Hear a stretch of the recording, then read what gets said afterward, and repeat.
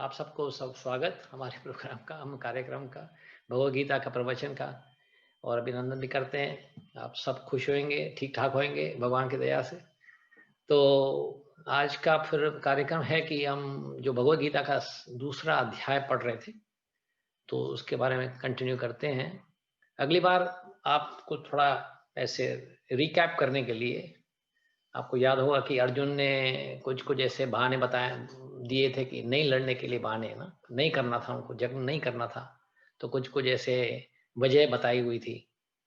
तो कृष्ण उसको समझाते हैं, उस एक-एक करके उस वजह जो उसने एक-एक वजह जो दी थी, उनका उनके खिलाफ यानी वो एक्सप्लेनेशन देते हैं। तो पहला तो था जब भी उनको करुणा क्या भावनाएँ थी कि करुणा अपने बंधुओं के प्रति करुणा थी। वो सोचते थे कि मैं अपने बंधुओं के साथ, अपने परिवारों के साथ कैसे लड़ सकता हूँ, ना? उनको करुणा आ गई थी। तो जाके कृष्ण उसको फिर समझाते हैं कि पहले तो उससे थोड़े मज़ाक करते हैं, उसको थोड़ा डाँटते भी हैं। बोले तुम ऐसे होते तुम इतने ज्ञानी होने के बाद भी तुम ऐसे कैसे बातें करते हो ना? फिर बताते हैं कि आत्मा है हम, शरीर नहीं है। आत्मा अमर होती है, शरीर की हत्या होती है, शरीर मरेगा लेकिन आत्मा तो नहीं मरेगी। तो फिर इस प्रकार से फिर करुणा किस प्रकार की करुणा? किसके लिए करुणा कर रहे हो? आत्मा तो मरनी नहीं है, ठीक है ना? तो ये एक बात को टाल लेते हैं, इसकी एक जो वजह है उसको टाल लेते हैं। अभी दूसरी कौन-सी वजह थी कि इसमें से क्या लाभ होगा? हाँ, तो कृष्णा को बोलते हैं इसका लाभ मुझे चाहिए भी नहीं, अगर जो भौतिक लाभ होगा भी, तो वो मुझे लाभ चाहिए भी नहीं। तो अभी कृष्णा उस मामले को लेकर आज एक विषय के बारे में बताने वाले हैं, स्पेशल विषय है, वो है धर्म का विषय। तो आप पहले तो आप ये हमें समझना चाहिए धर्म होता क्या है? हाँ? हम किसको धर्म मानते हैं? हाँ? अभी अक्सर ऐसा देखा गया है कि कोई किस प्रकार की आस्था या कोई धारणा, कोई विश्वास ऐसा होता है, उसको धर्म बोलते हैं। अक्सर ऐसा देखा गया है। जो समझो कि हिंदू हैं, तो हिंदू खानदान में पैदा हुए, तो हमारा धर्म हिंदू हो गया। क्रिश्चियन हैं, तो क्रिश्चियन घर में पैदा हुए, तो क्रिश्चियन धर्म आ जाता है। तो एक प्रकार का विश्वास है कि आस्था है, एक धारणा है, एक बिलीफ है ये। ये धर्म नहीं हो सकता, क्योंकि धर्म अलग नहीं हो सकता। हाँ? एक धर्म का एक्चुअली जो इसका महत्व जो इसका जो मतलब जो है इस शब्द का, इसका शब्द बताया गया है कि जैसे स्वाभाविक होता है ना, जैसे विशिष्ट स्वभाव या निज स्वभाव। हाँ? समझो कि निज स्वभाव सब वो शक्कर है, समझो शक्कर ही ले लो। इसका शक्कर का निज स्वभाव क्या है? मिठास। अगर शक्कर जैसी कोई चीज़ हो, दिखने में शक्कर लगती है और मिठास नहीं देती है, तो उसको शक्कर नहीं बोला जाता ना। तो यानी शक्कर का धर्म है मिठास देना। हाँ? तो जैसे नमक है, हाँ? तो नमक के भी अपने गुण हैं। हाँ?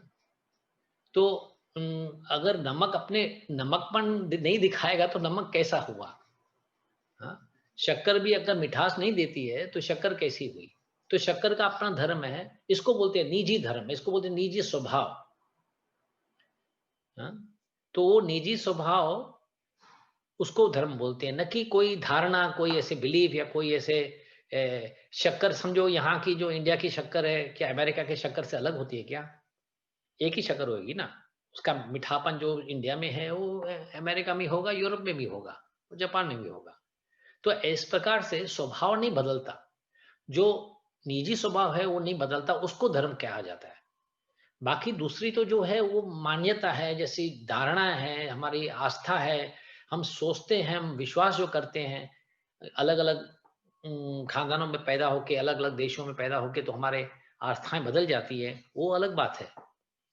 लेकिन उससे हमको लेना-देना नहीं है। तो इसी प्रकार से भगवान अभी अर्जुन को अपने धर्म के बारे में समझाते हैं।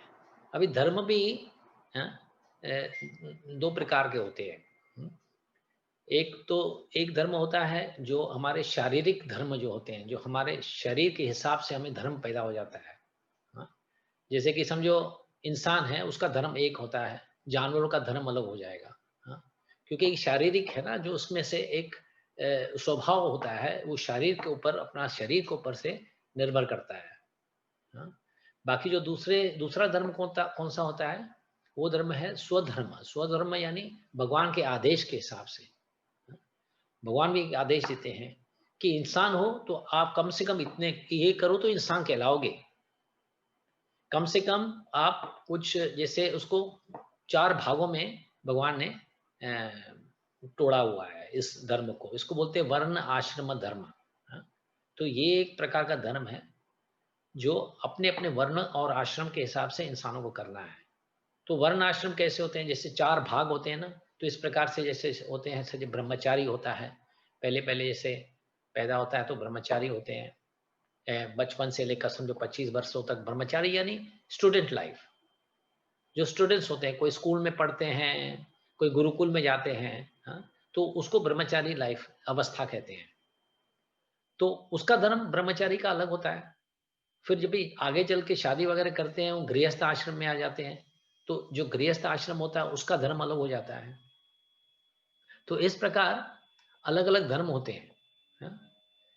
तो आगे चल के जैसे वानप्रस्थ लेना होता है, संन्यास लेना होता है। तो इस प्रकार से जो संन्यास का धर्म है वो ब्रह्मचारी का धर्म नहीं होगा, जो गृहस्थ का धर्म है वो वानप्रस्थ का धर्म नहीं होगा। और इसी प्रकार से ये वर्ण भी होते हैं। एक ये तो रहे आश्रम, बाकी 4 वर्ण कौन से होते हैं? जैसे ब्राह्मण, क्षत्रिय, वैश्य और शूद्र। तो ब्राह्मण है उसको अपने अपने अपने धर्म का पालन करना पड़ता है। हाँ? तो पूजन पाठन, पठन पाठन है। तो ये सब जो दूसरों को पूजा पूजा करना, पूजा करवाना, हाँ? और पठन पाठ पढ़ना, दूसरों को सिखाना, हाँ? दान लेना, ये सब ब्राह्मणों का धर्म होता है। हाँ? क्षत्रिय नहीं करेगा, ये क्षत्रिय का काम नहीं है। शत शत का कहना मतलब कि शत क्या होता है? हानि। हाँ? जो किसको हानि पहुंचाए। और त्रिय का मतलब होता है जो हानि से बचाए। तो क्षत्रिय का मतलब है जो नुकसान या हानि या जो होना होता है, जो भी ऐसे अवसर आ जाते हैं, उसको उससे बचाना वो क्षत्रिय का काम है। वो ब्राह्मणों का काम नहीं है फिर। हाँ? जैसे हम बताया पूजन पाठन, हाँ? पठन पाठन, तो वो ब्राह्मण जो करेंगे वो क्षत्रिय नहीं करेगा, और जो क्षत्रिय करेंगे वो ब्राह्मण नहीं करेगा। हाँ? क्षत्रिय मिसाल के तौर पे देखो कि जंग में जाके किसी की हत्या करते हैं, तो वो हत्या हत्या नहीं कहलाई जाती है, क्योंकि उसका फर्ज है, उसका उनको करना ही है, उनका कर्तव्य है ये करना। अगर जंग में जाके हत्या नहीं करेगा तो फिर क्षत्रिय काहे का? किससे बचाव? जैसे बचाव के लिए जा रहा है ना। अच्छा, वही क्षत्रिय अगर अपने घर में आके किसकी हत्या करता है तो हत्या हो जाती है तो क्षत्रिय, लेकिन वो किसके बचाव के लिए नहीं कर रहा है, ये खुद के वजह से, उस खुद की पर्सनल वजह होगी। हाँ? तो उसके वजह से वो हत्या कर रहा है घर में आके, या मोहल्ले में, या समझो कि पड़ोसी की कभी झगड़े में कुछ उसकी मौत हो जाती है, तो वो क्षत्रिय फिर गुनहगार कहलाएगा। लेकिन वही क्षत्रिय जंग में जाके अगर लड़ता है तो वो गुनहगार नहीं होता। तो इसी प्रकार से वो अर्जुन को समझा रहे हैं कि तुम जो कर रहे हो जंग ना, ये जंग जो है वो धर्म जंग है, धर्म की जंग है। और धर्म के जंग में अगर तुम हिस्सा लेते हो और तुम्हारे बंधुओं की हत्या होती है तो उसमें तुम्हारा कोई पाप नहीं। हाँ? तो ये तुम भूल जाओ कि ये सोच रहे हो कि मैं अगर आपने ये जो बताया कि पहले पहले जो करुणा हो रही थी, फिर अभी सोच रहे हो मुझ में इसमें लाभ क्या होगा। लाभ का तो सोचो ही मत, लाभ और नुकसान का तो सोचो ही मत, क्योंकि ये एक आपका धर्म है। हाँ? अगर व्यापारी ये समझो दुकान खोलने से पहले, व्यापार खोलने से पहले, हाँ, नुकसान के बारे में सोचने लगे तो कभी व्यापार व्यापार खोलेगा ही नहीं ना, व्यापार उसका होगा ही नहीं, क्योंकि पहले से ही नुकसान के बारे में सोच रहा है। हाँ? तो इसी प्रकार क्षत्रिय भी पहले ही अगर हानि के बारे में, पहले ही नुकसान के बारे में सोचेगा, बोले पाप के बारे में सोचेगा, धर्म के बारे में सोचेगा ही नहीं। तो जैसे व्यापारी होते हैं, बोले मुझे 8 घंटे या 10 घंटे दुकान में खड़ा ही होना है, ग्राहक आए ना आए, हाँ? कस्टमर हो ना हो, मुझे खड़ा पड़ना पड़ता है ना। तो वो भी करते हैं ना, बोले ठंडी हो या गर्मी हो, कभी कभी तो ऐसे ऐसे आ जाते हैं, सीजन आ जाते हैं जो डिफिकल्ट होते हैं वहां पे बैठना, फिर भी उनको बैठना पड़ता है, उनकी उनका कर्तव्य है ये। तो क्षत्रियों का भी कोई कर्तव्य है। तो इसलिए वो अर्जुन को समझाते हैं कि अर्जुन तू ये कैसे सोच लेता, तू अपने धर्म के मार्ग पे चलना, तू क्षत्रिय है तो क्षत्रिय का मार्ग में चल। हाँ, क्षत्रिय का मार्ग है औरों को औरों की रक्षा करना। और आज अभी तुम्हारा अवसर आया हुआ है, तो ये श्लोक जो आज पढ़ रहे हैं, स्वधर्म अपि चावेक्ष, वो कृष्णा उसको आके बोलते हैं 31 वर्ष में, 31 श्लोक में, स्वधर्म अपि चावेक्ष न विकम्पितुम अर्हसि धर्म्याति युद्धा श्रेयोस्न्यात् क्षत्रियस् न विद्यते। जो बोलते हैं क्षत्रिय का जो विशिष्ट धर्म जो है ना, वो लड़ना है, धर्म के लिए लड़ना है। तो इस युद्ध करने से बढ़कर और कोई अन्य धर्म नहीं है, उसका कोई और कार्य नहीं है। इसके लिए वो कोई बोलते हैं उसको संकोच मत करो, उसकी आवश्यकता ही नहीं है, क्योंकि धर्म है तुम्हारा। तो उसी प्रकार जैसे 4 धर्म समझाए थे भगवान ने, तो उस 4 धर्मों में क्षत्रिय का धर्म है, तो वो उत्तम शासन के लिए है, वो बचाव के लिए है। तो इस प्रकार से अगर वो नहीं करते हैं तो फिर क्षत्रिय नहीं कहलाएंगे। तो वो क्षत्रिय तो पहले जमाने में क्या करते थे, राजा वगैरह होते थे ना, वो उल्टा जंगलों में जाते थे, जब भी जंग नहीं होता था, मिसाल के तौर पे जंग नहीं है, तो जंगलों में जाते थे और वहां पे एक तलवार लेकर अपने साथ एक शेरों को जाके ललकारते थे। वो इसलिए ललकारते थे कि ताकि उनकी जो जुनून है, जो उनका जो खून है, यानी समझो कि जैसे उस पैशन में रहे, उस गुण में रहे। तो उसमें अगर शेर की वध हो भी जाता था क्षत्रिय के हाथों, तो उसको वध नहीं कहता, कहते हैं उसकी, वो जो शेर है ना, उनको स्वर्ग लोग प्राप्त होती थी, स्वर्ग में चले जाते थे, क्योंकि ये क्षत्रियों की मदद कर रहे हैं ताकि वो क्षत्रिय गुण उनमें रहे। नहीं तो समझो ढीले पड़ जाएंगे, समझो कि कुछ ऐसे समय के बाद अगर जंग अगर 4-5 वर्षों सब तक हुआ ही नहीं समझो कि, तो फिर उसमें वो ठंडे पड़ जाते हैं। तो उनको वो जंग करने की उनकी शक्ति कायम रहे, इसलिए वो जंगल में जाके वो ऐसे इस प्रकार से, देखो ब्राह्मण भी होते हैं, वो हवनों में जब कभी तो पहले जमाने में होता था कि जो यज्ञ करते थे, उस यज्ञ अग्नि में कोई जानवर को भी आहुति दे देते थे। अभी उसको क्या हम क्या कहेंगे कि वो भी कोई इस पाप है? नहीं, जो भ्रमण अगर कर रहा है तो पाप नहीं है, क्योंकि यज्ञ अग्नि में उसकी आहुति दे रहे हैं। तो यज्ञ अग्नि में आहुति देने से उस जानवर को भी स्वर्ग प्राप्त होता है। भ्रमण को तो होता है, उसको उसको कातिल नहीं कहा जाएगा, वो कातिल नहीं होता, उसको भी स्वर्ग प्राप्त होता है। और उस जो जो जानवर है उसको अगले जन्म में जाके एक मनुष्य का जन्म मिलता है, तो उसकी प्रगति होती है, उसका फायदा ही होता है। वो उच्च लोक में जाता है ब्राह्मण, और जो जानवर है उसको को जाके अगले जन्म में जाके उसको दूसरा इंसान का जन्म मिलता है, कोई विकास प्रक्रिया के बिना। यानी नहीं तो क्या है, जो एवोल्यूशन प्रोसेस होता है, विकास ऐसे जैसे होते हैं प्रकृति, वो क्या होता है कि धीरे धीरे आपको एक जानवर से, क्योंकि 84 लाख योनियां होती हैं, उसमें से आप एक योनि में से आगे बढ़कर दूसरी योनि, तीसरी योनि, आखिर में जाके आप इंसान की योनि प्राप्त कर लेते हो। ये एक लास्ट टारगेट है समझो कि। तो वो प्रक्रिया ये जो है, जो विकास जो होती हैं, वो जो उस जानवर को नहीं करना पड़ता है, वो यज्ञ के बाद सीधे उनको इंसान का जन्म मिल जाता है, तो उसमें फायदा ही है ना। तो इस प्रकार से वो बोलते हैं कि स्वधर्म करना जरूरी है। तो इसलिए जैसे बताया कि स्वधर्म 2 प्रकार के होते हैं। तो एक प्रकार होता है जो हमारे शारीरिक धर्म होते हैं, वो हम जब तक मुक्ति नहीं पा लेते हैं तो वो शरीर से बधे हुए हैं, तो उस शरीर में बध होने के कारण हमें कुछ अपना कार्य करना पड़ता है। जैसे इंसान है तो कम से कम वर्ण आश्रम धर्म हमें करना ही है। और आगे चल के जब वर्ण आश्रम धर्म करते करते ब्राह्मण का कर्तव्य करे, गृहस्थ का कर्तव्य करे, नकल नहीं करनी है। ऐसे नहीं आप गृहस्थ होके ब्रह्मचारी का अगर ब्रह्मचारी का धर्म पालन करोगे तो आप न ब्रह्मचारी ठीक तरह से कर पाओगे, न गृहस्थ की जिंदगी ठीक तरह से कर पाओगे।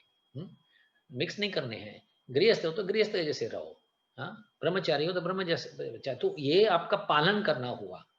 आपको जो आपने धर्म ले लिया है अपने हाथों, तो उसको पालन करना पड़ेगा, आप उससे इनकार नहीं कर सकते हो। तो इस प्रकार से बोलते हैं वो स्वधर्म है। तो एक प्रकार जब आप वर्ण आश्रम करते करते आगे बढ़ते हो, तब जाके जब आपकी निवृत्ति हो जाती है, तो आप भगवान के आदेश से दिए हुए जो धर्म है, उसके आदेश के धर्म क्या है, सर्वधर्मम परित्यज्य, आप सब धर्म छोड़ दो अभी। अब मेरे पास आ जाओ। उसको अर्पण बोलते हैं, कर्म अर्पण। हाँ, कर्म भी 3 प्रकार के होते हैं। कर्म कांड होता है, जो कर्म कांड यानी आप अपने लाभ के लिए कर्म कर रहे हो। हाँ, तो वो भी यानी शास्त्रों के आधार पे जो कर्म होते हैं, ऐसे नहीं कि अपने मनोकल्पनाएं वाले कर्म। ऐसे कल को सोचो कि भाई कोई ऐसे नशीली दवाइयां हैं या ड्रग्स वगैरह, उसमें व्यापार करके आप पैसे कमाओ, नहीं। जो शास्त्र में बताए गए कर्म है वो करते हो, उसमें से जो लाभ आता है वो, लेकिन पूरा का पूरा अपने फायदे के लिए करते हो, उसको बोलते हैं कर्म कांड। और दूसरा होता है कर्म त्याग, कि काम तो कर रहे हो लेकिन जो फल है उसके ऊपर उसको आपको कोई आसक्ति नहीं है किसी प्रकार की। हाँ, आप त्याग करके दूसरों के हित के लिए, दूसरों के फायदे के लिए करते हो, खुद के लिए रख के खुश और बाकी दूसरे के फायदे के लिए करते हो। हाँ, तो इन जो दोनों कर्मों में है ना, हाँ, इनमें रिएक्शंस मिलती हैं।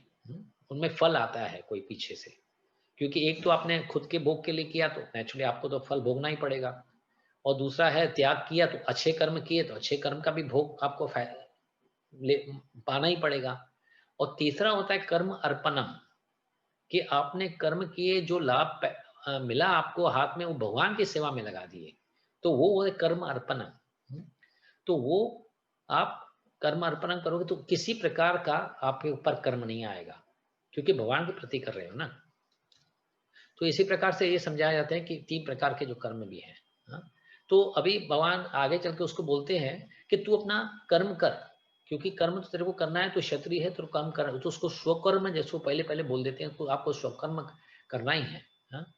तो बोलते हैं ये जो कर्म मिलते हैं ना, ये आपको जो आते हैं आपके बैठे बैठे, जैसे कि दुकान में बैठे बैठे कोई आपके कस्टमर आ जाए, आपने कोई मेहनत भी नहीं की, आपने सिर्फ दुकान भी खोला, तो समझो आपका सौभाग्य है।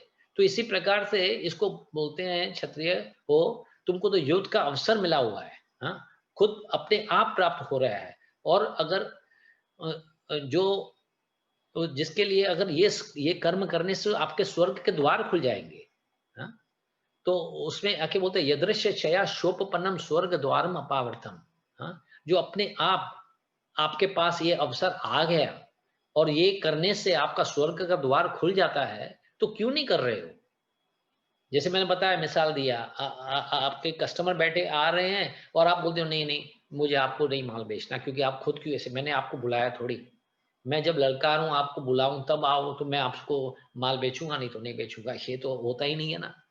व्यापारी नहीं होगा तो यानी वो व्यापारी नहीं होगा। इस प्रकार से अगर कोई गृहस्थ का आश्रम कर रहा है, कोई ब्रह्मचारी का कर रहा है, वो अपने ही जो आश्रम में ही रह के उस आश्रम का पालन नहीं करेगा।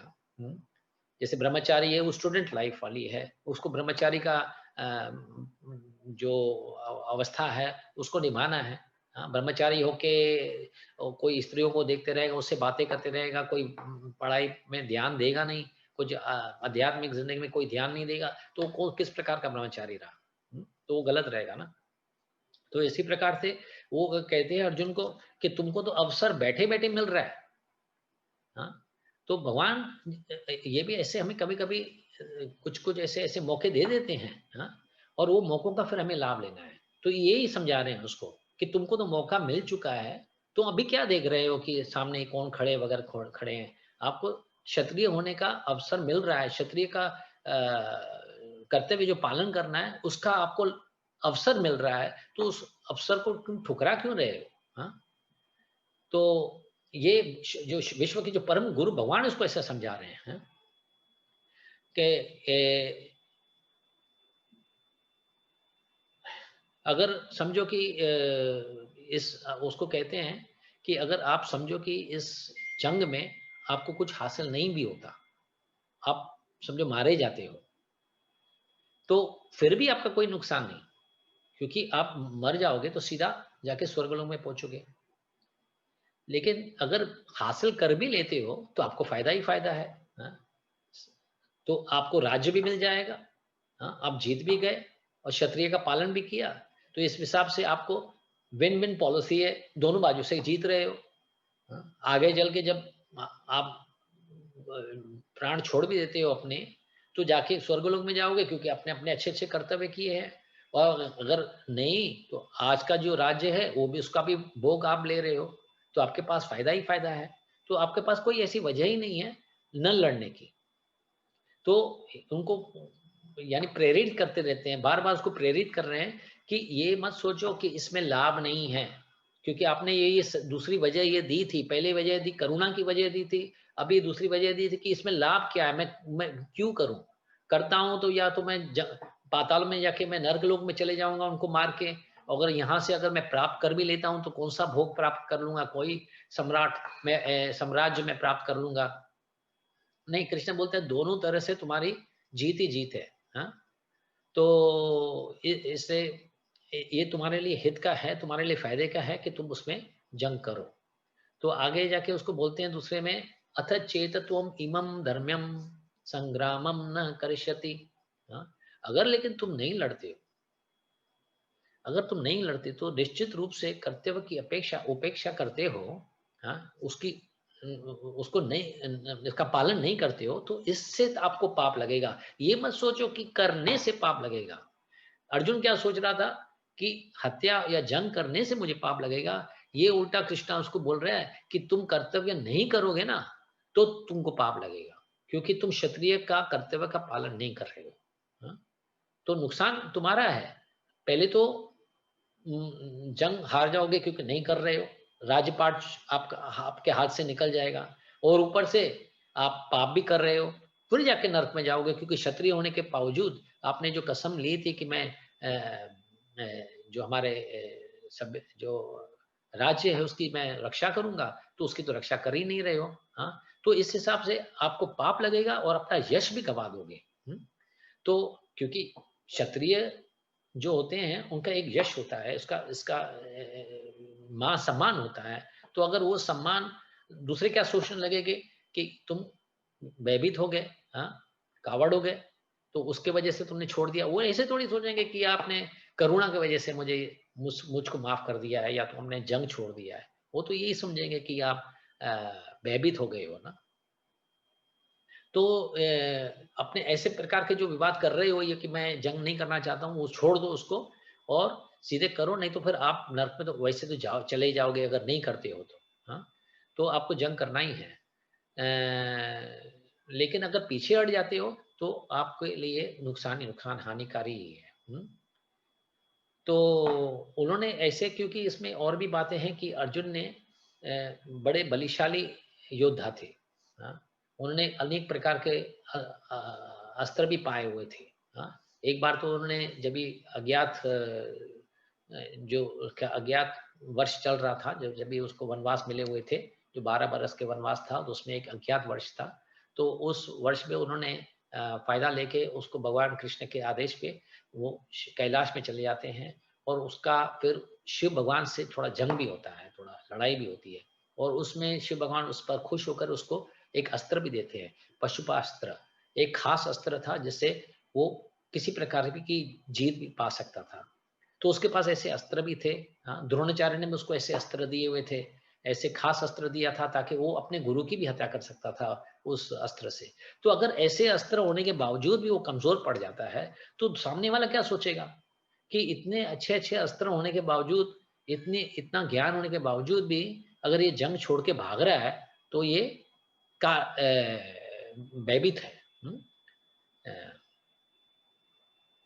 तो फिर आके इसको बोलते हैं, अकीर्तिम चापी भूतानी, हाँ, कथयंति ते अव्ययम।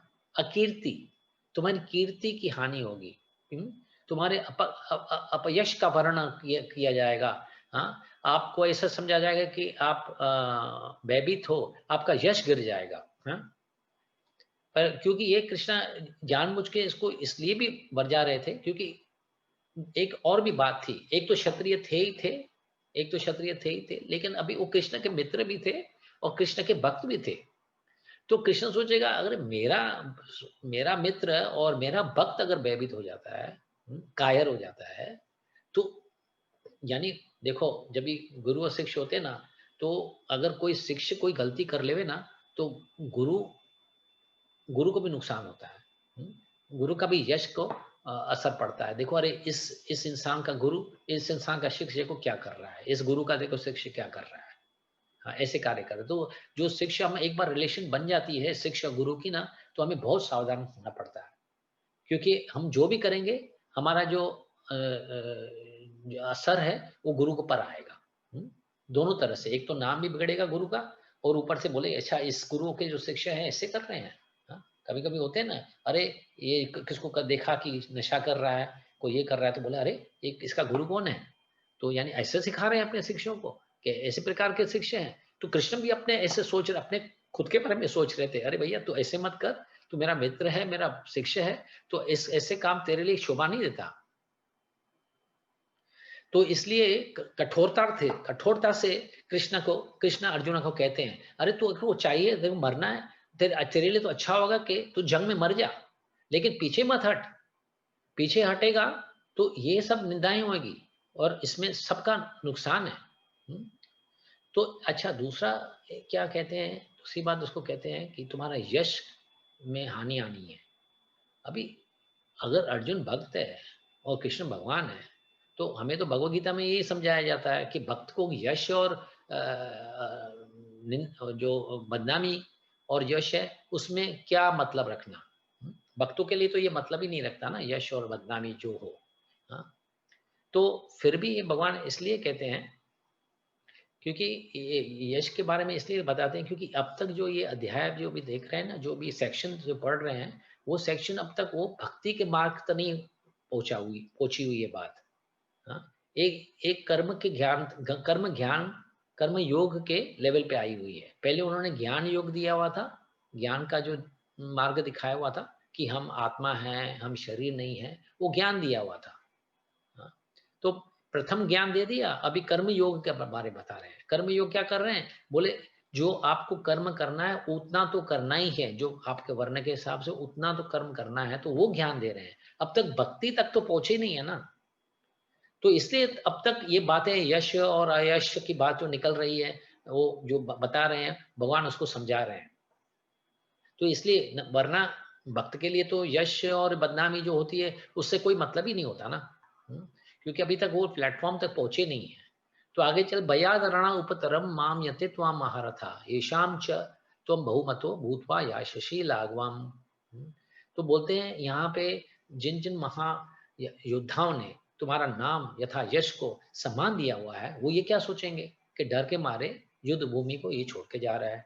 हाँ, तो वो आपको तुच्छ मानने लगेंगे। हाँ, तो भगवान कृष्ण अर्जुन के अपना निर्णय सुना रहे हैं, अभी ये फाइनल डिसीजन सुना रहे हैं।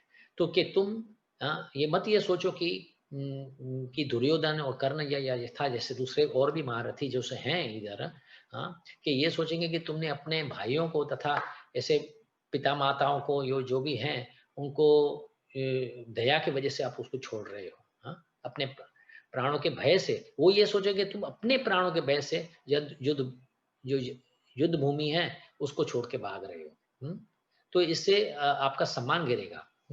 और सम्मान आपके धूल में मिल जाएगा। तो इस प्रकार से उसको ललकारते रहते हैं, बार बार उसको ललकार रहे हैं। पहले तो प्रेरित कर रहे थे, ऊपर से अभी इसको ललकार के बोल रहे हैं कि तुमको जंग करना ही होगा। हाँ? अभी कोई कोई ऐसे समझ सकते हैं कि ये जो कभी कभी भगवत गीता के बारे में ऐसा वर्णन होता है कि ये तो जंग के बारे में क्यों इतना ध्यान दे रहे हैं भगवान। हाँ? कि पूरा पूरा जो पूरा का पूरा ज्ञान है वो जंग के मामले में है कि जंग करो जंग करो, लेकिन जंग किसी प्रकार का भी जंग नहीं। जैसे मैंने कह दिया पहले बताया कि हम जैसे भगवान कृष्ण बोलते हैं हम आत्मा है, हम शरीर नहीं है, तो आत्मा की हत्या नहीं होती है। इसका मतलब नहीं हम किसी पर नाराज हो जाके उसकी हत्या कर देते हैं। बोले फिर जज के सामने खड़े हो जाओ और बोलो अरे भाई मैंने थोड़ी कोई हत्या की। शरीर शरीर तो वैसे भी नाश्वर है, वो तो मर ही जाएगा। तो मैंने तो क्या किया, वो आत्मा तो अमर है, उसकी उसकी तो मौत होनी नहीं है, तो मैंने हत्या की नहीं है। नहीं नहीं, ऐसे नहीं होता। गवर्नमेंट भी अभी जो हमारी जो जजमेंट जो होती है, हमारी जो कचहरियाँ वगैरह होती हैं, उसमें अभी कोई मुजरिम को पकड़ा जाता है, तो वो मुजरिम को अगर मौत की सज़ा मिलती है, तो क्योंकि इस प्रकार का मुजरिम होगा, ऐसे नहीं कोई भी मुजरिम को मौत की सज़ा मिल जाती है। हाँ? तो अगर वो ऐसे कातिल वगैरह होगा, बड़ा कातिल है, उसको अभी मौत की सज़ा मिलती है, तो फिर गवर्नमेंट के तरह से ये भी जज के तरह से अगर ये काम करवाना यानी सही हो जाता है, ये गलत नहीं है। लेकिन वो भी ऐसे बिना मतलब से किसी को ऐसी मौत नहीं देते हैं, यानी सजाए मौत नहीं देते हैं। तो हम भी ऐसे नहीं कर सकते हैं कि ये क्योंकि ये ज्ञान में बताया गया, भगवान ने बताया गया कि इसका नाश शरीर का नाश होता है और आत्मा का नाश नहीं होना है, तो इसलिए मैं किसी को भी मार सकता हूँ।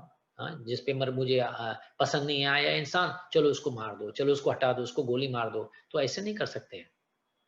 ये युद्ध होना होना ज़रूरी हो जाता है कभी-कभी। एक तो धर्म युद्ध होता है, वो तो बहुत ज़रूरी हो जाता है। धर्म की स्थापना करने के लिए वो युद्ध करना पड़ता है कभी-कभी। कभी-कभी छोटे-छोटे अभी हमारे घरों में भी ऐसी बातें होती हैं। हाँ, कभी कोई ऐसे समझो कि नालायक अ, बच्चा हो जाता है या कभी ऐसे सिचुएशंस आ जाती हैं, जिससे हमें थोड़ा म म यानी थोड़ा स्ट्रांगली एक्शंस लेनी पड़ती है ना। कोई ऐसे एक्शंस लेनी पड़ती है, क्यों? क्योंकि आँख बंद करके तो नहीं बैठ सकते ना कि गलत हो रहा है तो हो रहा है ना। तो ठीक है, मारा-मारी नहीं होनी चाहिए, ऐसे एक-दूसरे को ऐसा इसकी जान नहीं निकालनी, थोड़े झगड़े तो होते ही रहते हैं, क्योंकि वो जो भी अगर हमारे उम, हमारा जो पर्टिकुलर धर्म है, कोई क्षत्रिय का धर्म तो जो जंग में जाना है, जो हम गृहस्थ हैं या व्यापारी हैं या ब्रह्मचारी हैं या जो भी हैं, जो तो हमें भी कोई धर्म आ जाता है। पति-पत्नी हैं, आपस में एक-दूसरे के तरह एक धर्म भी हो जाता है कि पति का पत्नी से प्रति और पत्नी का पति से प्रति एक धर्म आ जाता है। तो उसका धर्म का भी पालन हमें करना ज़रूरी हो जाता है ना। तो कभी-कभी उस धर्म में पालन करते-करते कभी-कभी गलतियाँ होती है तो उसको भी ठीक करना पड़ता है। हाँ, तो वहाँ तक वो सही है। लेकिन हम ये सोच के कि भगवद गीता में बताया गया कि हम अ, उसका वध कर दें, नहीं। जहाँ वध करना अनिवार्य है तो वो वहाँ करना चाहिए और जहाँ पे अनिवार्य नहीं है, वो नहीं करना चाहिए, फिर वो गलत हो जाएगा। हुँ।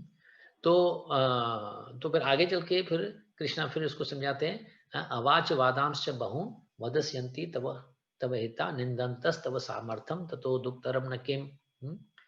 तुम्हारे शत्रु जो अपने कटु शब्द से आपको ललकारेंगे, ऐसे-ऐसे बुरे शब्द आपसे बोलेंगे, तो ये सब जो बता रहे हैं बार-बार इसको वही दोहरा-दोहरा के बता रहे हैं, ताकि उसमें जो उनका जो हौसला बढ़े, ताकि वो उनका खून गर्म हो, ताकि वो लड़े। क्योंकि ऐसे क्योंकि क्षत्रिय के लिए तो ये जो कटु शब्द होते हैं या जो बदनामी के जो शब्द होते हैं, तो जो सामर्थ्य के खिलाफ जाते हैं, तो वो बहुत उनको चुभते हैं। क्योंकि क्षत्रिय को कौन कह सकता है कि तुम भयभीत हो और कावड़ हो, तुम ऐसे नहीं कह सकते ना उसको, तो वो तो गुस्से में आ जाएगा ना। तो ये इस प्रकार से कृष्ण भी उसको बता ही रहे हैं। अभी कृष्ण के सामने तो बोल नहीं सकता, क्योंकि कृष्ण तो उसको उसके गुरु थे, उसको समझा रहे थे। तो तो इसलिए बोलते हैं कि तुम ये इससे बढ़कर तुम दुखदाई क्या हो सकता है? हाँ, तुम अगर ऐसे सहते जाओगे तो फिर किस प्रकार के क्षत्रिय हो? हाँ, तो अ, इस प्रकार अभी अभी आपको मैं एक बताता हूँ। 1 सेकंड। ये एक श्लोक है, हम पढ़ते हैं।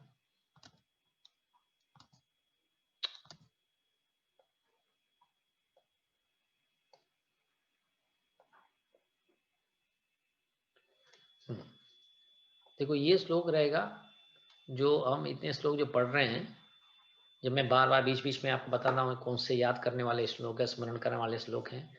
तो इस ग्रुप में जो आज का जो ग्रुप ऑफ जो श्लोक हैं, जो धर्म के बारे में वर्णन करते हैं, जो हम इंसानों का धर्म क्या होने चाहिए, हर एक प्रत्येक व्यक्ति का क्या धर्म होने चाहिए, जो स्वधर्म होते हैं, स्वधर्म जिसको बोलते हैं। हाँ, तो ये इन श्लोकों में से मुख्य में मुख्य श्लोक ये है। तो हम इस श्लोक का निर्माण करते हैं, उसको पढ़ते हैं। हाँ, तो ये श्लोक में भगवान बताते हैं सुख दुखे समय कृत्वा लाभ अलाभ जया जयो ततो युद्धाय युजस्व नैवं पापम अवाप्यसि। So do thou fight for the sake of fighting without considering distress or happiness, loss or gain, victory or defeat. And by so doing, you shall never incur sin. कि लड़ो, हाँ, जीत और हार की मत सोचो, खुशी और दुखी के बारे में मत सोचो। हाँ, जो भी है वो होनी है। लेकिन अगर तुम ये करते हो जंग के लिए ही कर रहे हो, तो उसमें आपको कोई पाप नहीं मिलेगा। हाँ, आपके लिए कोई पाप नहीं होगा। हाँ, तो ये श्लोक बड़ा महत्व रखता है, क्योंकि कभी-कभी हम सोच में पड़ जाते हैं ना कि ये कार्य हमारे लिए ठीक है कि नहीं है। हाँ, नहीं, अब सही धर्म के लिए कर रहे हो, सही मार्ग के लिए कर रहे हो, दूसरों को ठीक समझाने के लिए कर रहे हो, तो और शास्त्रों के आधार पे कर रहे हो, तो करो। हाँ, तो ऐसे कायर होके नहीं भी बैठना कि इसने गलत कर दिया, मैं छोड़ दो, मेरा क्या लेना देना। हाँ, बोलते हैं जो गलत कर रहा है और जो गलत दूसरा देख रहा है कि गलती हो रही है, वो दोनों दोनों का ये है, इन्वॉल्वमेंट है, they are both for wrong, दोनों गलत है। हाँ, वो जो कर रहा है और जो देख के उसको यानी इग्नोर कर दे रहा है, उसको उसके ऊपर ध्यान नहीं दे रहा है। तो इसलिए ज्ञान बहुत जरूरी होता है, क्योंकि कर्म करना है, लेकिन कर्म ज्ञान के साथ दोनों मिलके अगर कर्म करते हैं, तो पता चलता है सही कर्म क्या है, गलत कर्म क्या है। वो अभी आप बात देखेंगे। अभी ये श्लोक अभी कोई पढ़ना चाहता है, ताकि जैसे कि महत्वपूर्ण वाला श्लोक है, तो कोई पढ़ना चाहता है, प्लीज हम पढ़ लेते हैं। हाँ प्रभु, पढ़ो। हम भाई साहब ऑफ कैमरा है, तो हम ही पहला पढ़ लेते हैं। अच्छा, पढ़ो ना।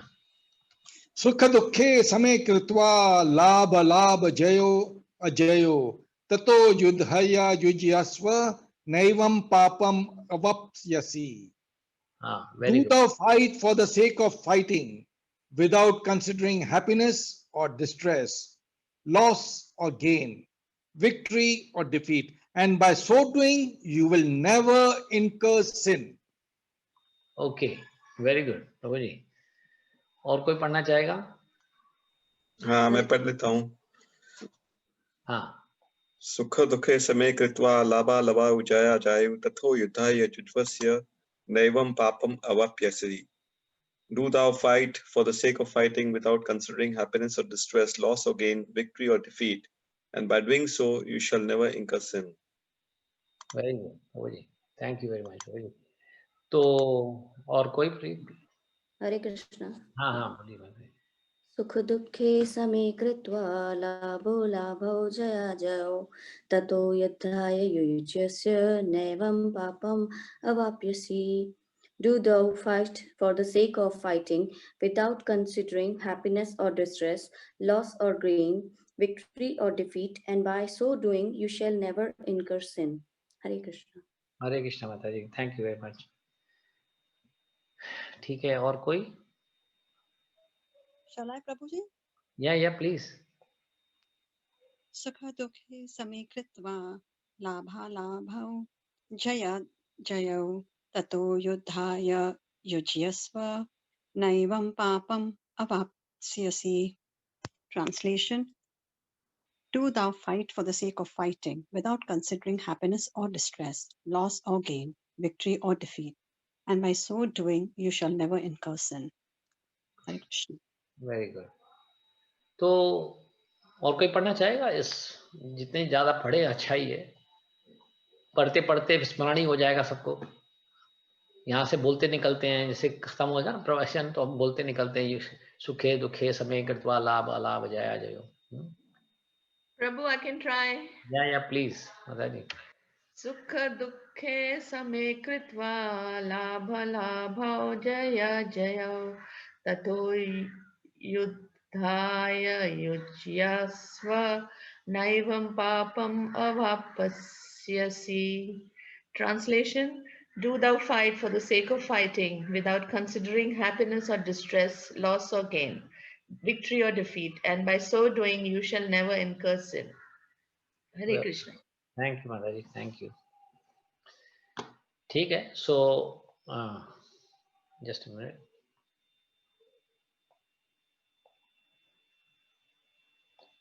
Okay, so anyone can give some light on क्या समझे इसमें से, ये श्लोक में से? कोई भी अपनी टिप्पणी देना चाहेगा, अपनी कमेंट्स? Yeah. हम थोड़ा हाँ, बोलिए प्रभु जी। अच्छा, ऐसा है कि जब वो बोलते हैं सुख दुखे समय कृत्वा, देखो situation will never be same every moment, मैं तो बोलता हूं एवरी मोमेंट क्या, हर पल चेंज होता रहता है। जैसा कि शेयर बाजार नीचे ऊपर होती रहती है, तो जिंदगी की सिचुएशन आज सुख आज दुख, लेकिन हमारा जो हृदय है समय कृतवा होना चाहिए, और जीत और हार की और लाभ और लॉस की सोचना नहीं चाहिए। लेकिन अपना युद्ध जारी रखो, युद्ध जारी रखो मतलब अपनी जिंदगी की जो भी, देखो अर्जुना को तो युद्ध करना था, हमें तो युद्ध नहीं करना है, लेकिन हमारी जो कर्म योग है दुनिया में, जो हम पैदा हुए हैं और हमारा जो कर्म है, डे टू डे कर्म, ये कर्म वो कर्म, उसमें हम लगे रहना चाहिए। तो ऐसे करने से हमें पाप नहीं लगेगा, क्योंकि हमारा ध्यान सिर्फ कर्म पे है, उसके फल पे नहीं है, और किसको हानि पहुंचाने में भी नहीं है। अपना कर्म करते जाते हैं जो हमारे धर्म अनुसार है। ओके, वेरी गुड, ठीक है। Anyone else wants to add something? और कोई बोलना चाहेगा? Yeah. या One thing. Yeah.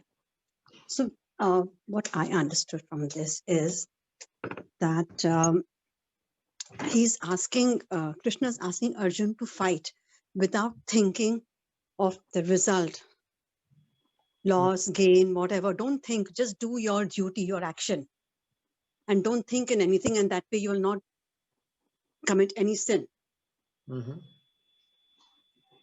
Okay, so at the end of the day means you have to do your duty. आप अपना फर्ज, अपना कर्तव्य करना ही है, right? Yeah, irrespective of the result of anything at all.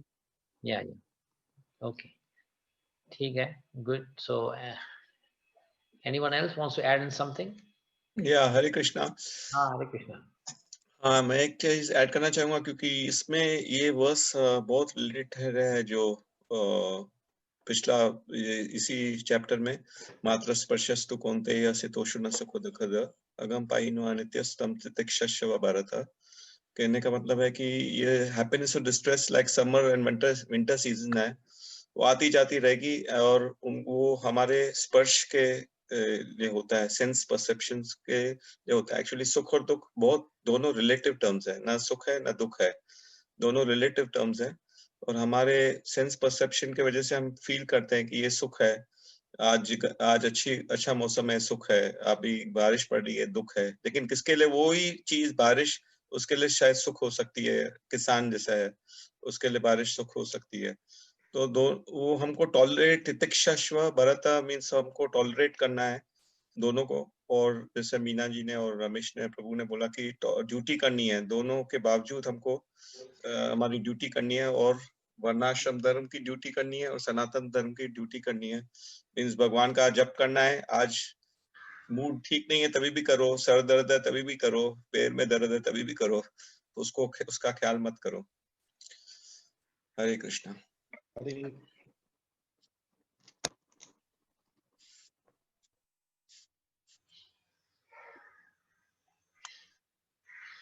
Hari बोल। विनोद प्रभु क्या हो गया? मैं अपना माइक बंद करके बैठा हुआ था। ठीक है, सो नाइस कंट्रीब्यूशन। हाँ, अच्छी बातें सुनने मिली। एंड नहीं, इस श्लोक में इट्स वेरी वंडरफुल, क्योंकि इसमें जैसे सब आपने समझाया, हाँ, क्योंकि हर इंसान को जो भी कर्तव्य करना पड़ता है ना, जैसे बोलते हैं कि अग्नि होती ना, तो अग्नि वैसे यज्ञों में यज्ञों के लिए काम में लाई जाती है ना। क्यों? क्योंकि प्योर में प्योर जो है ना एलिमेंट, हमारे 5 प्रकार के भूत होते हैं ना, धरती, अग्नि, वायु, जल, आकाश। तो उसमें से शुद्ध में शुद्ध जो एलिमेंट है ना, शुद्ध में शुद्ध भूत जो है वो अग्नि है। हाँ, तो इसलिए अग्नि को इस्तेमाल किया जाता है यज्ञों में। अच्छा, शुद्ध होने के बावजूद भी अग्नि में एक नुक्स होता है कि उसमें धुआं होता है, स्मोक। तो इतनी प्योर होने के बावजूद भी उसमें स्मोक है। तो आप समझो ना, हम जो भी काम करेंगे उसमें किसी न किसी प्रकार का अवगुण तो जरूर होगा। हाँ? तो हमें ये अवगुण देख के उसमें क्या है, गलती क्या है, ये सोच के अगर हम अपना कर्म नहीं करेंगे तो हमारी गलती है। क्योंकि एक बार हमने कोई अवस्था प्राप्त कर ली, कोई भी अवस्था में आ गए, समझो कि अभी हमारे आपस में बीच में कोई कोई गृहस्थ में होंगे, कोई पत्नी है, कोई पति है, तो कोई बच्चे वाला है, किसको छोटे बच्चे हैं, कोई व्यापार में है। तो इस प्रकार से अलग अलग अनेक प्रकार के धर्म हमारे हमसे लागू हो जाते हैं। तो इस धर्म के पालन करने में कभी कभी किसी प्रकार की गलतियां भी होती हैं। जैसे अभी समझो कि व्यापारी हैं, अभी व्यापार में अगर झूठ नहीं बोलेंगे तो व्यापार नहीं कर पाएंगे ना। ऐसा देखा गया है, बोलते हैं ऐसे थोड़ा बहुत तो झूठ बोलना पड़ता है। अभी ऐसे बोलोगे, देखो कोई पूछ ले भाई आपका आपकी खरीदी क्या है, तो आप क्या अपनी खरीदी बता दोगे? खरीदी बताओगे तो बेचोगे कैसे? आपको नफा कैसे होगा? नफा आने के लिए आपको कुछ तो बताना पड़ेगा ना, नहीं गलती से। तो ऐसे झूठ, तो ये झूठ होती रहती है। तो इसमें तो नेचुरली अभी उसको ऑफसेट करने के लिए, ऐसे गलतियों को ऑफसेट करना है, तो इसलिए आपको कोई धर्म भी करने पड़ते हैं। जो व्यापारियों का धर्म होता है, भगवद गीता में समझाते हैं, ब्राह्मण और गो, यानी गायों को और ब्राह्मणों की रक्षा करना। गायों और ब्राह्मणों की रक्षा करते हैं तो उनके जो ये छोटे मोटे पाप जो रिलेटेड पाप होते हैं, ऐसे नहीं कि कोई भी पाप कर लो, आपको ऐसे छूट नहीं मिल जाती है कि ठीक है हम ये करते हैं तो अभी जो भी करेंगे सब माफ। नहीं, जो उसके लागू है, उससे मतलब रखता है, जो अगर जो व्यापार से जो मतलब रखता है, उससे जो गलतियां होती है उतनी वहां तक, वो हद तक ठीक है। जैसे हम क्षत्रिय है, क्षत्रिय में हत्या करनी पड़ती है, वहां तक ठीक है। वो भी शत्रुओं की हत्या करनी पड़ती है, वो भी जंग में। ऐसे नहीं, जंग का समय नहीं चल रहा है तो फिर भी हत्या नहीं कर सकते हो। हाँ, जैसे हम देखते हैं ना, बॉर्डर फाइटिंग होती रहती है कभी कभी, लेकिन जंग का ऐलान नहीं हुआ है, जंग ऑफिशियल है ही नहीं, तो आप नहीं हत्या कर सकते, वो भी गलत हो जाता है। तो इसी प्रकार से तो ये सुखे दुखे समय कृतवा, सुख और दुख समय, उसको दोनों को एक नजर से, क्योंकि आनी है। ऐसे नहीं हम कोई भी कार्य कर लेंगे उनमें खाली सुख मिलेगा। अरे सिर्फ सुख मिलने वाला कार्य है ही नहीं इस संसार में। जो हम इस संसार में है, जो भौतिक संसार है, उसमें सुख का तो आप देखोगे दर्शन ही नहीं है, होने सुख है ही नहीं as a matter of fact. दुखालयम अशाश्वतम, ये जो इसको बताया गया है, इस दुखालयम इज फुल ऑफ सफरिंग्स, अशाश्वतम एंड इट इज टेम्पररी। शाश्वत अशा इस, लेकिन ये भी बात कभी कभी सोचने में पड़ती है, अरे यार समझो दुख है तो टेम्पररी फिक्स रख दो ना, तो आदत पड़ जाएगी। प्रॉब्लम कब होता है कि आप दुख झेलते हो, 3-4 महीने के बाद, 6 महीने, 1 बरस 2 बरस के बाद दुख चले जाता है, फिर आपके पास थोड़ा सुख आ जाता है। हाँ, तो फिर वो दुख का एहसास भूल जाते हो, फिर 6 महीने के बाद 1 बरस का दूसरा दुख आ जाएगा। तो उस ऐसे दुख आते रहते हैं, बीच में सुख आते रहते हैं, तो दुख का एहसास ज्यादा होता है। हाँ, जैसे गर्मी है, अगर सर्दी में रहते हो, अगर 12 महीने सर्दी होती है आपके घर में, आपके शहर में, तो आपको सर्दी में इतना दुख नहीं होगा, क्योंकि सर्दी से आदत पड़ जाती है ना। तो ऐसे दुख से भी और सुख से भी आदत पड़ जाती है। तो सुखे दुखे समय कृत्वा, सुख और दुख तो आना ही है, दोनों आने हैं। तो इसमें हमें इक्वानिमस होने चाहिए, एक साम्यता होनी चाहिए कि हम इसको झेल सकें। समय कृत्वा लाभ अलाभ जया जयो, लाभ और नुकसान वो तो व्यापारी की लैंग्वेज होती है भाई, नुकसान फायदा तो होगा ही होगा। तो अगर होना ही है तो फिर हमें शौक किस बात का? हाँ, तो लाभ और नुकसान भी होगा, कभी कभी जीत भी होगी, कभी हम हारे भी जाएंगे।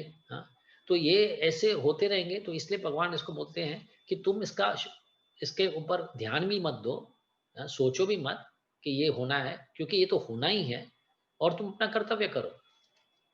तो आगे चल के भगवान इसको समझाते हैं कि जो भी हमने पहले बताया था कि जो कर्म है वो 3 प्रकार के कर्म होते हैं। तो ज्ञान भी 3 प्रकार के ज्ञान होते हैं। खैर बेसिकली 2 है ग्रुप में। एक तो है अज्ञानी, उसमें ज्ञानी नहीं, वो उस प्रकार का ज्ञान है, उसको अज्ञानी है, उसको ज्ञानी नहीं है।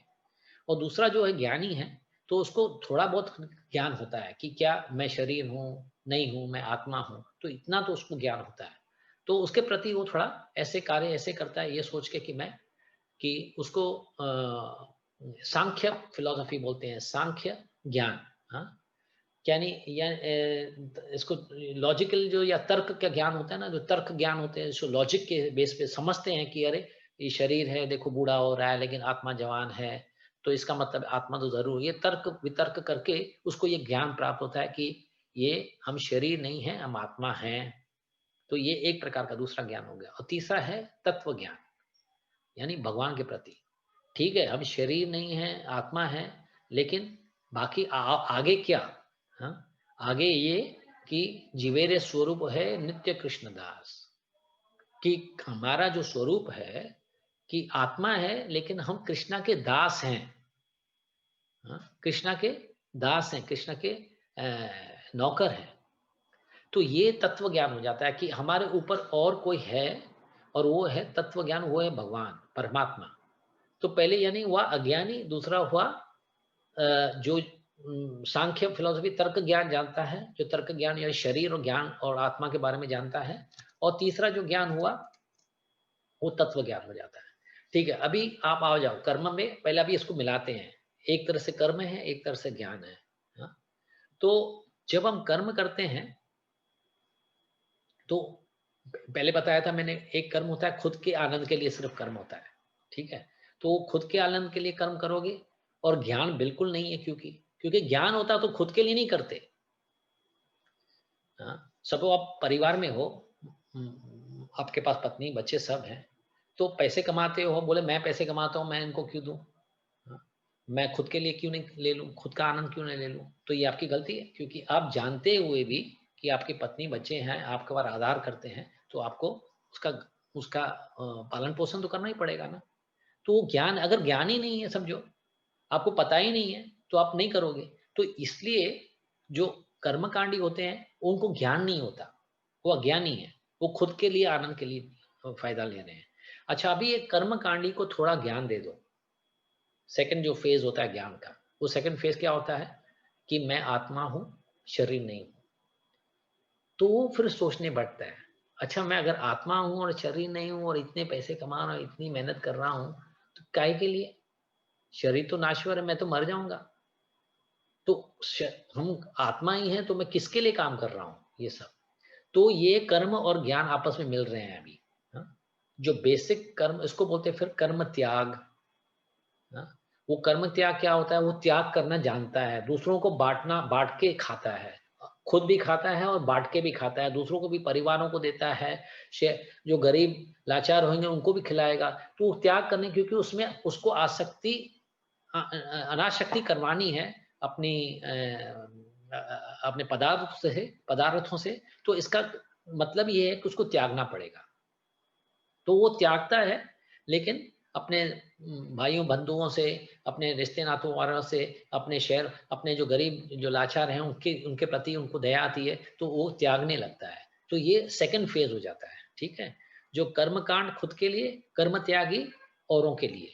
अभी तीसरा ज्ञान आ जाता है, जब उनको ज्ञान आ जाए। कौन सा ज्ञान? अभी तत्व ज्ञान। हाँ? तो पहले ज्ञान था सांख्य ज्ञान, अभी तत्व ज्ञान क्या है कि मैं आत्मा तो हूं, लेकिन मैं प्रभु के प्रति, मैं परमात्मा के प्रति एक नौकर हूँ, एक सेवादारी हूँ। मनुष्य जीवेर स्वरूप है नित्य कृष्ण दास, मैं उनका दास हूँ। तो मैं दास तो प्रभु की, यानी जो उनकी सेवा करेगा ना। तो वो फिर उसके प्रति जब वो जानकारी पा ली है कि भगवान के प्रति मुझे सेवा करनी है, तो वो कर्म अर्पणम करने लगता है। तो कर्म करता है, पूरे के पूरा अर्पण भगवान के लिए करता है। तो ये जब बात मिलती है तो उसको जाके बोलते हैं भक्ति योगा। तो जब तक वो खुद के लिए करता है कर्मकांड, तो कोई प्रकार की भक्ति नहीं होती। जब तक वो औरों के लिए करता है उसको बोलते हैं बुद्धि योगा, यानी ज्ञान के साथ, बुद्धि के साथ वो योगा कर रहा है। वो कुछ कार्य ऐसे कर रहा है जिसके प्रति उसको अच्छे फल कर्म मिलने वाले हैं। और जब भी बुद्धि भक्ति योगा करता है, भगवान के लिए करता है, वो कर्म करता है, भगवान के लिए अर्पण करता है, तो उसको किसी प्रकार का कर्म नहीं पैदा होता, क्योंकि भगवान को अर्पण कर रहा है। ठीक है ना? तो ये जानकारी भगवान इसको देना चाहते हैं इस माध्यम से। यानी ये हमने श्लोक जो पढ़े ना, तो उसमें बोलता है तुम कर्तव्य करो, लेकिन अभी तक भक्ति मार्ग तक नहीं आए हुए हैं, लेकिन खुद के लिए तो एटलीस्ट आनंद तो पाओगे ना।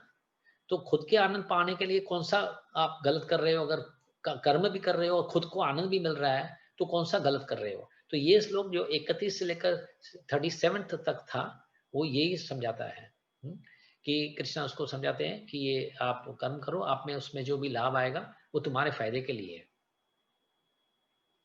तो आगे चल के फिर इसको एक एक करके, जैसे पहले अभी उन्होंने जो बहाना दिया था, करुणा का बहाना दिया था, उसको हटा दिया।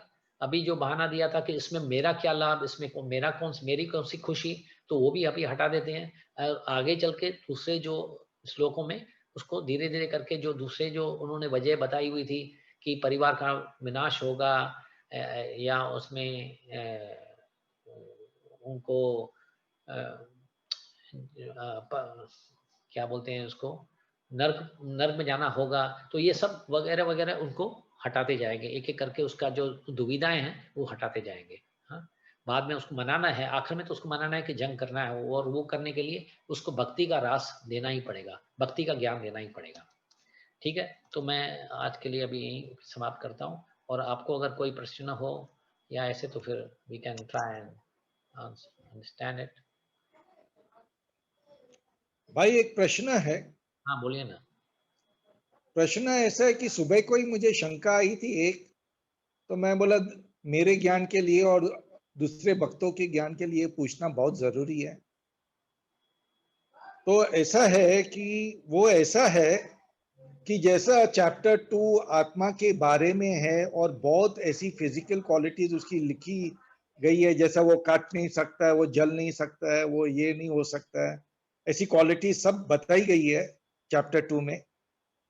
लेकिन अभी हमें ऐसा ज्ञान चाहिए कि आत्मा फिर है क्या। जैसे कि एक सूर्य है और सूर्य की रोशनी है, दोनों को अलग अलग नहीं देखा जा सकता है। सूर्य मतलब सूर्य की रोशनी और सूर्य की रोशनी मतलब सूर्य। तो वैसे ही क्या मैं समझूं कि आत्मा और चेतना are the same aspects of one thing only? Well, आत्मा और परमात्मा देखो, चेतना एक क्वालिटी ऑफ आत्मा है, इस क्वालिटी, उसका गुण है। कॉन्शियसनेस जो उसको बोलते हैं ना, वो आत्मा का गुण है। जहाँ पे चेतना है वहां पे आत्मा है। हाँ? चित्त है तो चेतना है, अगर चित्त नहीं होती तो चेतना नहीं होती।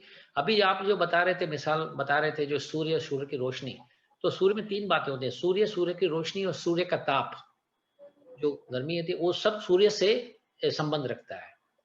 तो इसी प्रकार से हम जो जीव आत्मा है, हाँ, और जो ब्रह्म ज्योति है और भगवान है, तो ये तीनों एक भगवान से संबंध रखते हैं। भगवान है तो वो दूसरे हैं, अगर वो नहीं, भगवान नहीं होते, न ब्रह्म ज्योति होती, न जीव होते। तो अगर जीव ना होते तो चेतना भी नहीं होती, तो सब समाप्त हो जाता ना। तो ये सब है because existence of God, because where there is God there is everything, otherwise there is nothing. जैसे पेड़ होगा तो फल आएंगे ना। तो मेन जो पेड़ के जो जड़ें हैं वो भगवान है, वो जड़ होनी चाहिए, जो बीज है वो भगवान है। वो बीज, कृष्ण बोलते हैं बीज हम सर्वभूतानाम, मैं सबका बीज हूँ, मेरे वजह से ही सब जो पैदा होते हैं वो मेरे वजह से ही पैदा होते हैं। हाँ? तो इस हिसाब से हमने सोचना चाहिए कि हम जो भगवान के मामे वाम से जीवलोक जीवभूत सनातन, कि हम सब भगवान के अंश ही हैं। अलग अलग रूप पा लिए हूँ, हमारे कर्म के हिसाब से हमें रूप मिल चुका है। वो जो हम शारीरिक रूप है वो तो वो बाहर की बात है, वो external, nothing to do with spiritual aspect, उससे कोई आध्यात्मिक से कोई ताल्लुक नहीं रखता। हाँ, हमने ऐसे कर्म किए, ऐसे कार्य कर रहे हैं या ऐसे इच्छाएं रख रहे हैं, तो उस हिसाब से हमें अलग अलग प्रकार के, अभी देखो ना, कोई कोई अभी कभी कभी हम देखते हैं न्यूज में या टीवी में ऐसे कि कोई कोई इंसान देखो पहाड़ों पे चढ़ने का उनको बहुत शौक है। हम देखते हैं कैसे हाथ पैर पकड़ के ऐसे पहाड़ों पे चलते हैं। हाँ, हम सोचते हैं क्या इसके मन में आई होगी कि इसे पहाड़ों में ऐसे खतरे वाला शौक पैदा कर रखा हुआ है, कभी गिर जाए तो मर जाए। या कोई कोई होता है जो हवा में उड़ने की कोशिश करते हैं, कोई ऐसे पंख लगा के, ऐसे मोटर लगा के वो हवा में उड़ते रहते हैं। हाँ, तो अभी ये देखो ये शौक है, ये इसमें ऐसी इच्छाएं हैं। तो नेचुरली भगवान को क्या, क्योंकि इंसान रूप में तो ये इच्छा पूरी नहीं कर सकता, बंदरों के जैसे चढ़ नहीं सकेगा पहाड़ों पर, और पंछियों के जैसे उड़ नहीं पाएगा। तो अगर न उड़ सकता है बंदरों के पंछियों के जैसे, तो उसको अगर चाहत है तो भगवान आगे चल के उसको वैसे शरीर दे देगा कि तू उड़ना चाहते हो तो ले लो। तो ये शारीरिक जो अंतर है वो भगवान से मतलब नहीं रखता, वो हमारे इच्छाओं से मतलब रखता है। बाकी जब हमारे जो आत्मा है वो संबंध डायरेक्टली भगवान से रखती है। हाँ, वो सत्य चित्त आनंद का स्वरूप है, जैसे भगवान का स्वरूप है वो जीव का भी स्वरूप वैसे ही है। और जीव का स्वरूप यानी की पहचान है उसकी चेतना, उसकी कॉन्शियसनेस। अगर है तो चित है तो चेतना है। ठीक है। ओके, और कोई any question, any other question? प्रभु जी आपका माइक ऑन करना पड़ेगा। हाँ, मेरी आवाज आ रही है अभी? हाँ, आ रही है ना, आ रही है। अभी कोई शिष्य है जो बहुत अपनी दिल से गुरु का बहुत सेवा करता है और कुछ समय के बाद दोनों ये दुनिया छोड़ के चले जाते हैं, दोनों की आत्मा ऊपर चले जाती है, तो वो दोनों आत्मा आपस में उधर जाके मिलती हैं या ऊपर उन दोनों का कोई पहचान होता है? देखो, जो गुरु और शिष्य का जो संबंध है ना, बहुत गहरा संबंध है। एक बार इसलिए गुरु भी है ना, पहले से सोच सोच के लेने चाहिए कौन से गुरु ले रहे हैं। हाँ, ऐसे नहीं कोई भी संसारी जो गुरु, ठीक है अभी सारी दुनिया ले रही है तो मैं भी इससे दीक्षा ले लेता हूँ, वो नहीं होना चाहिए ऐसा। क्योंकि गुरु और शिष्य में क्या होता है रिलेशन, गुरु है ना एक प्रकार का बंधन ले लेता है अपने सर पर, कि जब तक तुम्हारा छुटकारा नहीं होगा, लिबरेशन नहीं होगी, मुक्ति नहीं मिलेगी, तब तक मैं आते ही रहूंगा, मैं तुम्हारा संबंध छोड़ूंगा नहीं। यानी एक ऐसा टाई हो जाती है। हाँ, तो गुरु का काम है हमें भगवान का मार्गदर्शन दिखाना, भगवान तक पहुंचाना। अभी वो शरीर छोड़ सकता है, कभी कभी गुरु हमारे पहले से शरीर छोड़ लेता है, क्योंकि गुरु की जो भी है भगवान के अपने प्लान होते हैं। क्योंकि गुरु भगवान की तरह, उसको वो कर्मों के बंधन नहीं है, वो भगवान के प्लानिंग से बंधन रखता है। जो भगवान के प्लान्स होते हैं उसके लिए, कि ठीक है अभी एक नियोजन हमारे आपके लिए है तो आना पड़ेगा आपको वापस, तो गुरु चले जाते हैं। इसका मतलब हमारा रिलेशन टूटता है, हमारा रिलेशन कभी नहीं टूटता। हमारा गुरु और शिष्य का रिलेशन जो संबंध है वो निरंतर रहता है। तो अभी जब तक हम भगवान तक नहीं पहुंचे, एक बार भगवान तक पहुंच जाए फिर हमारा रिश्ता खत्म, क्योंकि सामने सामने भगवान आ गए ना। आपका जो मंजिल था, देखिए गाइड होते हैं, जैसे गाइड कैसे होते हैं, आपको जहां तक पहुंचाना होता है, या जैसे प्लेन में आप टिकट लेते हो तो आपका उन कंपनी का कर्तव्य है कि आप तो को वहां तक पहुंचाना। फिर प्लेन खराब हो जाए तो दूसरा प्लेन पहुंचा देंगे, तीसरा प्लेन पहुंचा देंगे, या गाड़ियां पहुंचा देगी, ट्रेन पहुंचा देगी, तब जब तक आप डेस्टिनेशन तक नहीं पहुंचते हो। एक बार डेस्टिनेशन में आ गए तो उनका ऑब्लिगेशन खत्म, समाप्त, क्योंकि आपको तो डेस्टिनेशन पहुंचा दिया। तो गुरु भी ऐसा है, आपको जब तक भगवान तक नहीं पहुंचाएंगे, या जो भी उसकी मान्यता होगी, कहने का मतलब जो भी इसकी बिलीफ्स होगी, हमारी बिलीफ्स है कि हम कृष्ण तक पहुंचे, तो गुरु ने वचन लिया मैं आपको कृष्ण तक पहुंचाऊंगा, तो ठीक है, इस जन्म नहीं अगले जन्म में उसका फर्ज बन जाता है, उसका कर्तव्य बन जाता है कि हम भगवान तक पहुंचा दे। एक बार भगवान तक पहुंचा दिया फिर उसका कार्य खत्म, फिर हमारा रिश्ता भगवान से, समझे। तो उनका जो आत्मा जो आपस में जो नहीं मिलती है, ऊपर सीधा भगवान के पास चले जाती है। भले हाँ, आपका इधर ये दुनिया में आपका किसके साथ भी कोई भी संबंध हो, हाँ, गुरु का हो, चेला का हो, कुछ भी समझो कि संबंध हो, हाँ, तो संबंध यहीं तक खत्म हो जाता है। वहां पे ना जो हमारे जो आध्यात्मिक यानी जो स्पिरिचुअल वर्ल्ड है, जो गोलोक वृंदावन, वहां पे सिर्फ एक ही रिश्ता है, एक ही संबंध है, वो भगवान के साथ। अच्छा, वहां पे कुछ पहचान नहीं है, एक दूसरे को नहीं पहचानते हैं। सब भाई बहन माँ बेटे सब जो है ना भगवान से रिश्ते रखते हैं। जो उनका जो प्रथम जो कर्तव्य है वो भगवान के प्रति है। वो फिर ऐसे नहीं देखते हैं कि ये मेरा, ठीक है रिश्ता रखना है ऐसे ऊपर ऊपर से, अभी जैसे भाई बहन हम, अब रिश्ता तो रखना है, लेकिन जो प्रथम रिश्ता है ना वो भगवान के प्रति होता है, सेवा भगवान की पूरी होती है, क्योंकि है ही हमारा रिश्ता है ही उसी से, नाता ही उसी से है। हाँ, जिससे नाता है तो फिर ये जो हाँ, तो फिर ये जो अपने जब ये शादी होता है, जब फेरे होते हैं, तो ये जो लड़की जो है तो अपना पति बोलती है कि मेरे को 7 जन्म में वही चाहिए, तो ये सब क्या है, ख्याल है या ऐसा जैसे जोक है? नहीं 7 जन्म वाला तो देखो, ये हम बोलने से, हमारे बोलने से कुछ नहीं होता, हमारे कर्म से होता है। हाँ, हाँ, दो इंसान इस जन्म में मिले, ऐसे जरूरी नहीं कि वही दो इंसान अगले जन्म में जाके मिलेंगे। अपने वही अपने ना। कर्म अलग अलग करते हैं ना, हम तो अलग अलग कर्म करेंगे तो फल भी हमें अलग अलग ही मिलेगा ना, भले पति पत्नी साथ में क्यों ना हो, लेकिन कर्म तो हम अलग अलग ही कर रहे हैं। हाँ, तो वो हम जो कर्म भोगी हो जाते हैं, जो हम कर्म हमें जो भोगना पड़ता है वो हम उसके हिस्सेदार हो जाते हैं, हमें अपने हिस्से का कर्म मिलेगा, उनको अपने हिस्से का, तो अपने अगले जन्म में कैसे साथ मिलेगा, कैसा साथ होगा। खैर ये बोलना होता है कि ठीक है हम 7 जन्म से साथ साथ रहेंगे, हाँ ये तो भाई ठीक है, लेकिन ये जो शादी के जो संस्कार होते हैं ना, ये किस संस्कार हैं जो हम अग्नि के फेरे लेते हैं, तो वचन लेते हैं, एक प्रकार का वचन है। 7 जन्म कहने का मतलब है कि 7 नहीं तो ये तो जन्म निभाओ। आजकल तो एक ही जन्म नहीं निभाते हैं, एक ही जन्म में तोड़ फोड़ 6 महीने में, 8 महीने में, 2 बरसों में अलग अलग हो जाते हैं। तो 7 जन्मों की काम, वो तो बहुत दूर की बात हो गई। नहीं, लेकिन जो हमें जो भी मिलेगा वो अपने अपने खुद का कर्म, एंड कर्मा इज इनट्रांसफरेबल। आप कर्मा किसको ट्रांसफर नहीं कर सकते हो। जैसे बैंक का ड्राफ्ट होता है, पीछे सही कर लो, दूसरे किसको दे दो, वो दूसरा जाके चेक ले लेता है। ये अपने कर्म खुद भोगने पड़ेंगे, दूसरों को हम ट्रांसफर नहीं कर सकते हैं। तो हम कैसे कह सकते हैं कि हम दोनों साथ साथ में एक ही कर्म करेंगे ताकि अगले जन्म में भी साथ साथ में मिले, या जब भगवान के पास जाए तो भी साथ साथ रहे, वो नहीं होगा। आप पहचानोगे ही नहीं प्रभु जी। आप जो है ना, एक बार आत्मा शरीर को छोड़ देती है। अभी देखो इस ये जन्म जो हमने पाया है, इसके पहले अभी इस जन्म में हमें एक पत्नी है, बच्चे हैं, माता पिता थे, भाई बहन थे, ठीक है सब। लेकिन इतने जन्म हम ले चुके हैं, पहले लाखों करोड़ जन्म ले चुके हैं। आपको सब याद है कि पिछले जन्म के नहीं, कौन से माता पिता, भाई बहन, शायद कुछ आपके नहीं। सामने कोई खड़े भी आ जाए ना, वो शायद आपका समझो कि परपोता हो वो, क्योंकि अभी वो बड़ा हो चुका है, वो परपोते को भी नहीं जानोगे। तो अगला जन्म तो दूसरी की बात है कि आप अगले जन्म में उससे जाके मिलो, हाँ बहुत दूर की बात है। तो ये नहीं होगा, लेकिन हाँ ये हो सकता है कि हम दोनों जाके अगर अच्छे भक्त बन जाते हैं, तो दोनों जाके छुटकारा पा के ये संसार से जाके भगवान की दोनों सेवा कर रहे हैं, और वो दोनों सेवा भाई बहन के जैसे कर रहे हैं। भले रिश्ता कैसे भी हो, लेकिन आपका रिश्ता भगवान के प्रति एक ही रिश्ता हो जाता है।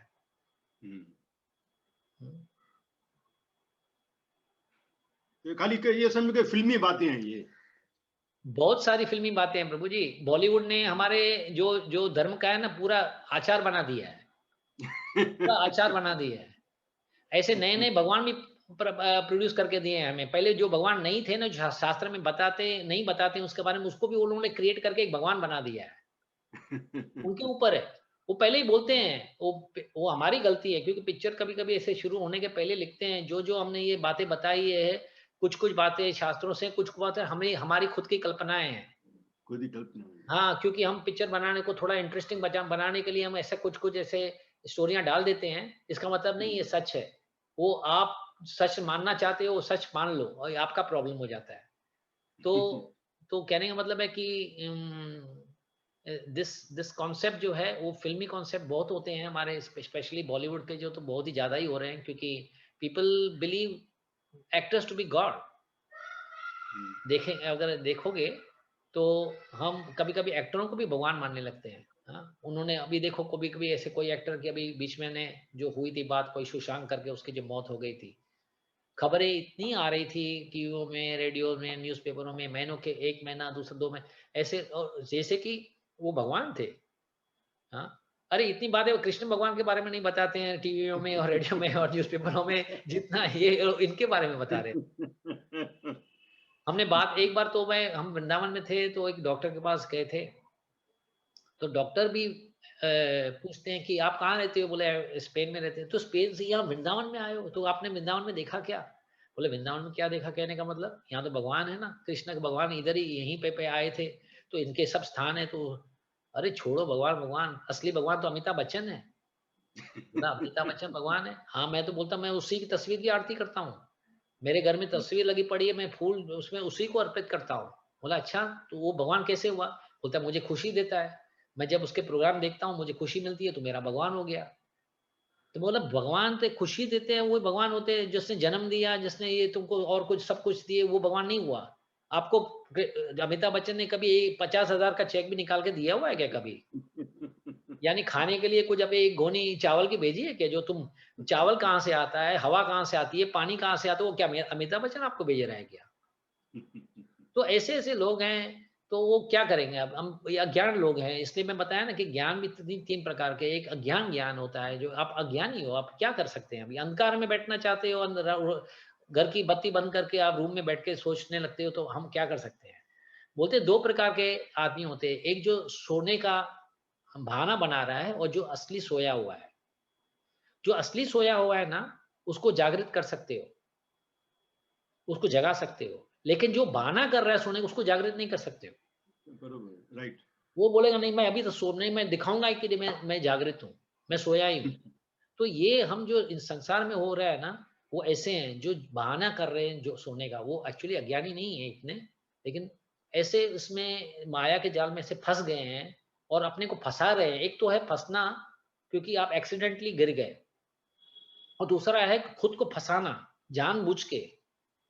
अरे हाँ जानता हूँ जानता हूँ, हाँ हाँ सब जानता हूँ यार, तेरी बातें जानता हूँ, लेकिन अब छोड़ दो, अब तो मुझे मजा लेना है, बाद में आगे जाके देखेंगे, जब समय आएगा तो देखेंगे। तो समय के जैसे कि आपके इशारों पे चल रहा है, हमारे इशारों पे चल रहा है, जब हम चाहेंगे समय को आ जाओ तो चले जाओ, ऐसा तो होगा ही नहीं। नहीं, बरोबर प्रभु। थैंक यू प्रभु जी, Hare Krishna. Okay, any other question? तो if there is no question then we stop for your timing. तो अगले हफ्ते फिर मिलेंगे, ठीक है? Thank you. ओके, हरि बोल, Hare Krishna. Hare Hare Krishna. Thank you so much. Thank you Hare प्रभु जी, Krishna. Thank you. हरि बोल।